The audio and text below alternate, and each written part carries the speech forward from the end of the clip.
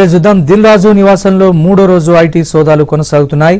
ఇంట్లోని డాక్యుమెంట్లను ఐటీ అధికారులు తనిఖీ చేస్తున్నారు. ఈ క్రమంలో ఐటీ అధికారులతో దిల్ రాజు వాగ్వాదానికి దిగారు. అధికారులు మాట్లాడుతూ ఉండగానే సీరియస్ గా వెళ్లిపోయారు.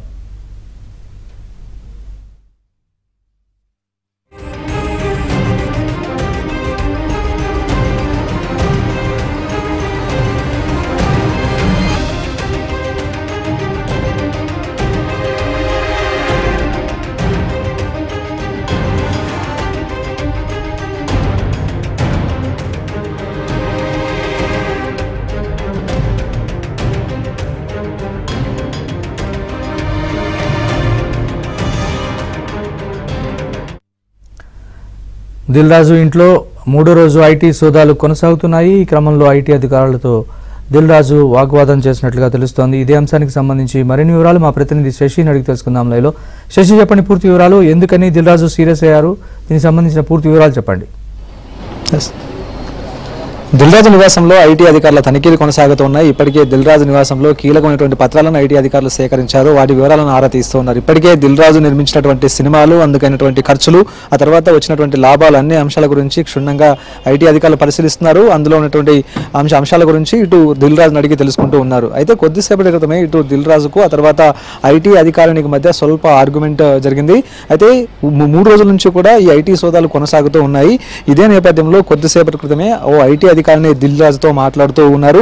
అదే సమయంలో ఐటీ అధికారిని ఫోన్లో మాట్లాడుతున్నటువంటి సమయంలో అదే ఫోన్ దిల్ రాజుకి ఇచ్చి మాట్లాడాలంటూ కూడా ఆమె సూచించింది. సో అయితే అప్పటికి అసహనానికి లోనటువంటి దిల్ రాజు ఆ ఫోన్ మాట్లాడకుండా అక్కడ నుంచి వెళ్ళిపోయినటువంటి సందర్భం కూడా ఉంది. సో ఇప్పటికీ కంటిన్యూస్గా 3 రోజుల నుంచి ఐటీ అధికారులు సోదాలు నిర్వహిస్తున్నారు. ఇంట్లో ఉండేటటువంటి వ్యక్తులను ఎవరిని కూడా బయటికి పోనిచ్చేటటువంటి అవకాశం లేదు. కేవలం పని మనుషులు మాత్రమే బయట నుంచి వస్తూ ఉన్నారు. సాయంత్రం వారి పనులు ముగించుకుని తిరిగి వెళ్ళిపోతూ ఉన్నారు. ఒక రకంగా చెప్పాలంటే దిల్ రాజు కుటుంబ సభ్యులంతా కూడా హౌస్ అరెస్ట్ లో ఉన్నారంటూ చెప్పుకోవాలి. సో ఇలాంటి పరిస్థితుల్లో కొద్దిసేపటి క్రితమే ఇక దిల్ రాజు ఒక ఐటీ అధికారితో మాత్రం స్వల్ప ఆర్గ్యుమెంట్ కు దిగారు. వాస్తవానికి ఆమె ఫోన్ చేతిలో ఉంచుకున్నారు. అదే సమయంలో ఈ సోదాల గురించి కావచ్చు, లేకపోతే మరే అంశాల గురించి ఆమె ఫోన్ లో మాట్లాడుతూ ఒక్కసారిగా ఈ ఫోన్ లో మాట్లాడాలంటూ కూడా దిల్ రాజుకు ఫోన్ ఇచ్చేటటువంటి ప్రయత్నం చేసినప్పుడు ఆయన ఆర్గ్యుమెంట్ చేస్తూ వెనక్కు జరిగారు. సో మొత్తానికి ఆ విజువల్స్ ఏబిఎన్ ఆంధ్రజ్యోతిలో ఎక్స్క్లూజివ్ గా మనం చూడొచ్చు. మరోవైపు ఇప్పటికే దిల్ రాజు నిర్మించినటువంటి సినిమాల గురించి ఐటీ అధికారులు పూర్తి స్థాయిలో ఆరా తీస్తూ ఉన్నారు.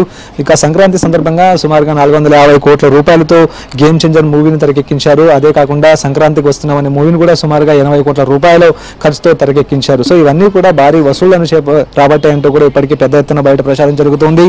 సో ఇలాంటి పరిస్థితుల్లో సినిమాలు తీయడానికి ఇక దిల్ రాజు ప్రొడక్షన్స్ కు తర్వాత మిగతా నిర్మాణ సంస్థలకు కూడా ఎక్కడి నుంచి నిధులు వస్తూ ఉన్నాయి, పెట్టుబడులు ఎవరు పెడుతూ ఉన్నారు, వాస్తవానికి పెట్టుబడులు పెడితే ఆ పెట్టుబడులన్నీ కూడా సక్రమమైన మార్గంలోనే వచ్చాయా, దిల్ రాజు కన్న అంశాల గురించి కూడా ఇప్పటికే ప్రతిదీ కూడా క్షుణ్ణంగా ఐటీ అధికారులు పరిశీలిస్తూ ఉన్నారు. అయితే వచ్చినటువంటి ఆదాయాలు కావచ్చు, సినిమాలకు పెడుతున్నటువంటి ఖర్చులు కావచ్చు, ఈ రిటర్న్స్ అన్నింటినీ కూడా లెక్కల్లో సరిగ్గానే చూపిస్తూ ఉన్నారా, లేకపోతే వాటిని దాచేటటువంటి ప్రయత్నం ఏమైనా చేశారా అన్న అంశాల గురించి కూడా ఇప్పటికే ఐటీ అధికారులు ఆరా తీసేటటువంటి ప్రయత్నం చేస్తూ ఉన్నారు.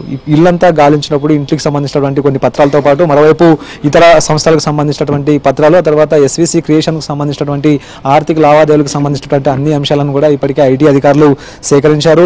2 రోజుల క్రితమే బ్యాంక్ లాకర్ను కూడా ఓపెన్ చేయించి ఆ బ్యాంక్ లాకర్లో ఉండేటటువంటి పత్రాలను కూడా ఇప్పటికే స్వాధీనం చేసుకుని వాటి ఆధారంగా కూడా ఇప్పటికే దిల్ రాజును ప్రశ్నిస్తున్నటువంటి సందర్భం అయితే కనిపిస్తుంది. సో 2 రోజుల నుంచి కూడా ఈ సోదాలు కొనసాగి నేడు 3వ రోజు ఈ సోదాలు కంటిన్యూ అవుతూ ఉన్నాయి. ఇక దిల్ రాజుకు ఎవరెవరైతే ఫైనాన్స్ చేస్తూ ఉంటారో ఆ ఫైనాన్స్ చేసినటువంటి వారి నివాసాల్లో కూడా ఈ సోదాలు కంటిన్యూ అయ్యాయి. అయితే ఫైనాన్సర్ల మీద సోదాలు చేస్తున్నటువంటి సందర్భంలో ఇంకా మిగతా లింకులు కూడా జరిగాయి. మిగతా నిర్మాణ సంస్థలు కూడా, అంటే కేవలం ఎస్విసి మాత్రమే కాకుండా మిగతా నిర్మాణ సంస్థలు కూడా ఆ ఫైనాన్సర్ల దగ్గర డబ్బులు తీసుకుని వారు కూడా సినిమా నిర్మాణాలు చేస్తూ ఉన్నారు. కాబట్టి సో వారి ఆఫీసులు, కార్యాలయాల్లో కూడా ఈ సోదాలు కంటిన్యూ అయ్యాయి. సో మొత్తానికి దిల్ రాజు నివాసంలో మాత్రం గత 3 రోజుల నుంచి సోదాలు కంటిన్యూ అవుతూ ఉన్నాయి.